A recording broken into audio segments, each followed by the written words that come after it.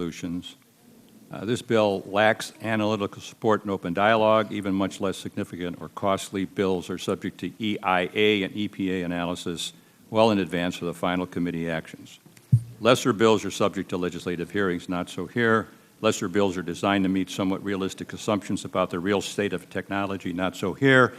I'd like to put into the record an editorial from the Post referencing Senator Cardin. It's called The Public Fisker. Washington can help build plug-in hybrids, but who will buy them? At the end of the article, it says, such are the risks of the Obama's administration policy, which seems to be fertilize the fields of green technology and hope at the end at least some of it sells. This may be the single most significant piece of legislation that's come before the committee, touching every sector of the economy and having immense energy, economic, environmental, and national security consequences. At this point, we do not fully understand how this legislation will impact on the price, supply, and reliability of electricity, gasoline, and other commodities which millions of Americans depend on every day. Once more, we don't know if the bill will have an appreciable impact on climate change. On Tuesday, Administrator Jackson admitted that they have not done a complete analysis of this bill. We're talking about a bill that's going to go to 2050. You'd think that we'd wait for that data. Madam Chairman, I have a Washington Post article, Economics of Climate Change at the Forefront. I'll submit that, which talks about the argument over estimates. The best information that we have right now is an analysis by the American Council for Capital Formation, which says this bill is an economic disaster.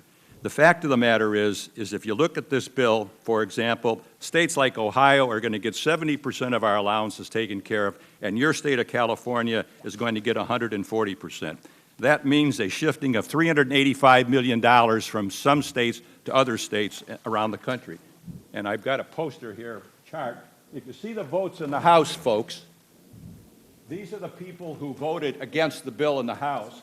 Here are the states of the people who voted for it in the House. And you can see the regional differences in the United States. Here we are. I'm in the, we're the Midwest, the manufacturing sector of this country. And we've got problems with it. But those over here, they think it's okay. California is going to make out like a bandit with this legislation. And so, Madam Chairman, I think it's time that I'm going to finish up. You can ask unanimous consent. I think that we need a sense of bipartisanship in this committee, and I don't think we have it. You complained the other day that Senator Warner is no longer on the committee. I did. I asked, does your definition of bipartisanship mean someone that agrees with you? I mean, we need to, this is a big bill. We need to really get at it. I'm willing to work with the people on the other side of the aisle. But if you jam this thing through here, it's not going to be good, and America's going to be very, very upset about it. And I'll tell you one thing, the people in Ohio will be very upset about it.